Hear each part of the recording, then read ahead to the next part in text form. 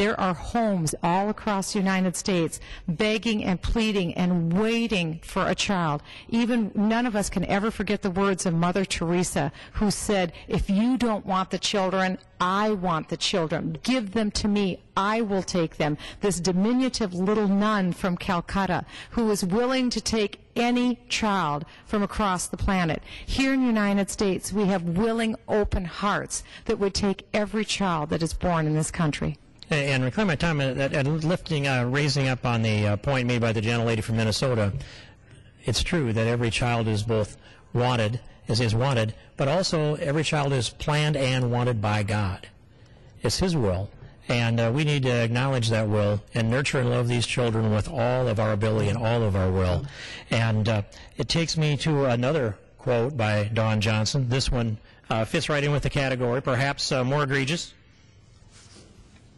It is. This is the infamous KKK quote, where she says that the terrorist behavior of petitioners, meaning those people that are praying for life outside the abortion clinic, is remarkably similar to the conspiracy of violence and intimidation carried out by the Ku Klux Klan, against which Congress intended this statute to protect. Madam Speaker, I'm watching my constituents by the hundreds on this 40 days of Lent praying outside Planned Parenthood in Sioux City, Iowa, throughout these 40 days, and they have been labeled now to be similar to the KKK by the prospective head of the Office of Legal Counsel, who would be whispering these terms into the President's ear and writing legal opinions and bringing influence on the enforcement effort of the federal government, bringing that up against people who are exercising their First Amendment rights, freedom of assembly and religion. This statement is a remarkable statement because it seems to invoke the worst hate speech that you could possibly make. To call out those who are praying on behalf of life and to liken them to terrorists and to call them terrorists, that seems to me invoke a hate speech and also a form of bigotry, religious bigotry of the worst order. And to think that this really calls into question for me the President's judgment in choosing someone like Dawn Johnsen, who'd use this type of language and put her in the position of being Office of Legal Counsel. I think it's shocking and a stunning choice, and really calls into question President Obama's judgment in this selection. And reclaiming my time, the gentlelady has articulated this, I think, very well. And as we add these expressions up together, pregnant mothers are the equivalent of being hit by drunk drivers, and that abortion will never be rare. The equivalent of the KKK, or people that are demonstrating and protesting that we should protect and support innocent human life. The previous one that I'll pull another one up here and add another quote to that. This is another quote from Dawn Johnsen, where she says, "The experience of an abortion is no longer traumatic. It's the response of most women to the experience is relief." I don't have any experience with that, but that's not the message that I get from the people that I talk to who come to this city. The strongest leaders in the pro-life movement are always, among them, will be women who have had abortions and suffered the trauma, the psychological trauma of abortion. They don't feel relief. They feel compelled to pray and march and demonstrate until Roe versus Waite is overturned and we can protect innocent human life in this country as God intended. And I would add that with all due respect, this is one of the most ignorant comments I have ever heard, that the experience is no longer traumatic. Speak to anyone who deals in the aftermath of dealing with women who've had abortion. My best friend runs a crisis pregnancy center. She's given her life and poured her life out because she loves women and she loves abortion-minded women. She wants to meet them at the point of their deepest crisis. And she has told me that women who come in who are considering abortion and also women who've had an abortion who come to her, it is completely traumatic They agonize as they walk into the clinic. They agonize the women who've had previous abortions after they've had the abortion. It is traumatic. There are reams of scientific papers that have been done that speak loudly to the trauma that the woman has experienced, let alone the trauma that the baby experienced. That baby, the baby's life was taken in cold blood. That baby was murdered in cold blood. Not traumatic? It was traumatic for that innocent child, but it was traumatic, equally as traumatic for the mother. The mother realizes and understands what's occurred. This is traumatic, and to make that statement to me is heartless at worst and ignorant at best. And reclaim my time with the trauma that has been visited upon many, many thousands of women in this country has brought about beginning of an entire organization, a movement that has significant inertia and membership. And that's called Women Deserve Better. And they make the case, they come to the city continually, and they make the case that women deserve better. They deserve proper psychological and medical counsel. They deserve to be treated with respect. They deserve to understand what's going on, and they do not deserve to be told that they're going to feel relief or that it used to be but is no longer a traumatic experience. It's traumatic for those. That is the cruelest thing that could be done to a woman who is in crisis, to tell her that this is an easy, quick fix and that you will experience relief. Women are strong, capable, intelligent people. They can handle the truth, and they deserve to be given full scientific evidence of the procedure they're about to undergo, if that's the case. We need to respect women, and these statements don't reflect a true respect for women. But they may reflect the majority of the input that's going into the ears of the president as these decisions are being made. And they would reflect the position of the Office of Legal Counsel if Dawn Johnsen is confirmed by the United States Senate. And we can expect that these ideas, this philosophy, this pejorative approach that's not balanced and it doesn't bring a sense of legality or legal scholarship or constitutional analysis, but it brings a bias into this discussion. These kind of biased positions would be reflected throughout the president's positions, because he's the one that's chosen her to reflect, and it does reflect his positions to some degree. And in fact, and I would say that this reflects his position completely, because we know from the president's previous votes when he was a state senator in Illinois, he was the most pro-abortion state senator in Illinois. His voting record here in the United States Senate was that of the most pro-abortion United States senator. He fully supported partial birth abortion, one of the most gruesome, cruel procedures of infanticide one could ever imagine.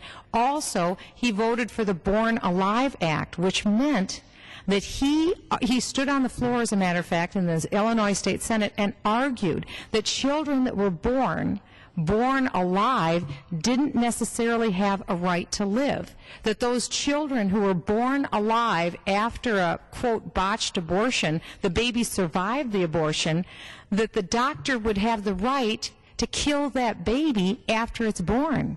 And now President Obama voted in favor of that unthinkably gruesome bill. And argued in favor of it. And the foundational principle that he argued for, Madam Speaker, was a woman who sought to have an abortion had a right to a dead baby, even if they botched the abortion and the baby survived. That is not a moral principle. It's not a legal principle. It's a myopic principle that's pulled up within the political lobbying that comes out of Planned Parenthood. It cannot be based in anything morality. It can't be based in law. But the philosophy of the president was also reflected when he said, on the campaign trail, speaking as if his daughters got pregnant, out of wedlock, I presume is what he was referring to, he said, "I don't want my daughters punished with a baby." And I listened to that tape tonight to be sure I heard it right. That is the words of the President of the United States. He actually said, "I don't want them," referring to his daughters, "I don't want them punished with a baby." I don't believe a baby is punishment. I believe a baby is a gift. And the people that I know that love their children as we do ours, and our grandchildren as we do ours, see them all as a gift. All is a gift from God. And when we're not done yet, I have... One of the most gruesome quotes, and I don't know if the gentleman has this one, she's referring to her beliefs and people that are like-minded. She said, progressives, which would be far-left liberals, must not portray all abortions as tragedies. Absent unforeseen technological and medical changes, abortion is unlikely to become truly rare and certainly not non-existent. And in this statement, she is lamenting the fact that abortion could become rare. She wants abortion to occur. When do you ever hear anyone say that they don't want abortion to be rare? But that's what Dawn Johnsen is saying. When President Bill Clinton was running for president, he said he wanted abortions safe, legal, and rare. Hillary Clinton said the same thing when she was running for president. Barack Obama, I'm not sure what his words were, but those were the words of people running for president. Dawn Johnsen is refuting that. She doesn't want abortion to be rare. She wants to see abortions occur. That's in the realm of the macabre. I am amazed at that statement. I thank the gentlelady. And I have one more shocking statement made by Dawn Johnsen. Now, remember, this is the person who would be doing the constitutional analysis, making that decision and making that the same thing as a legal opinion, a binding legal opinion to the entire executive branch to one degree or another. And we have the ear of the president, who I think Dawn Johnsen has a major flaw in her jurisprudence, even though she's probably very well trained. This is what she says about the difference between the Bush administration and the Clinton administration on balance. She calls the Bush administration claims to executive power extreme, extraordinary, implausible, illegitimate, appalling, and abuses. And by comparison, the Clinton administration, I do not have any specific criticisms of the Clinton administration in these regards. Well, I think that tells us about the lack of partisanship that is there. And I have also, let's see, I was looking for a quote. I have it in front of me. I'm going to take it back to this slavery issue, where Dawn Johnsen said that statutes that curtail a woman's abortion choice are disturbingly suggestive of involuntary servitude prohibited by the 13th Amendment, in that forced pregnancy requires a woman to provide continuous physical service to the fetus in order to further the state's asserted interest. Back again, slavery? I could read through that Constitution dozens of times over. I could pour through this case law over and over again. I invite the law school creative people. I don't know who would come up with the idea that the opportunity to be a mother was equivalent to slavery. In a couple of minutes, I would say that this heavy tax burden that the Obama administration is laying upon the American people has more to do with involuntary servitude than the fact of a woman who has the opportunity to carry an unborn child to term and to give life to that baby. Most women consider that a privilege and a blessing, and they pray for that opportunity so that they can have the chance to share in the joy of motherhood together with their husband, to be able to bring life and cooperate with God and bring life into the world. Life is a beautiful thing. It's precious. It's something not to be wasted. It certainly cannot be equated with involuntary servitude, which is slavery. Slavery is what we're looking at right now with the debt burden that we're seeing from the Obama administration, where we're looking at having more debt under President Obama than with all previous 43 presidents combined. That's involuntary servitude, when a person has to work 3/4 of a year just to pay their tax bill, and that's what we're looking at down the road for our kids and grandkids, because this Obama administration is clearly spending too much, taxing too much, and borrowing too much. I thank the gentlelady, and I would just remind the gentlelady, the speaker, that we have by letter called upon the president to withdraw the name of Dawn Johnsen to head up his Office of Legal Counsel. For these reasons that we've argued here tonight, for a multitude of reasons that we didn't get to in the time that we had, for moral reasons, constitutional reasons, statutory reasons, reasons of logic, common sense, and understanding the nature of humanity, for reasons that we want to see this nation continue to ascend in all of the levels of morality and economics and national defense and culture and vision, so that this country can be moved to the next level of its destiny that's positive, one that we can be proud of, one that will carry us forward and make our children proud.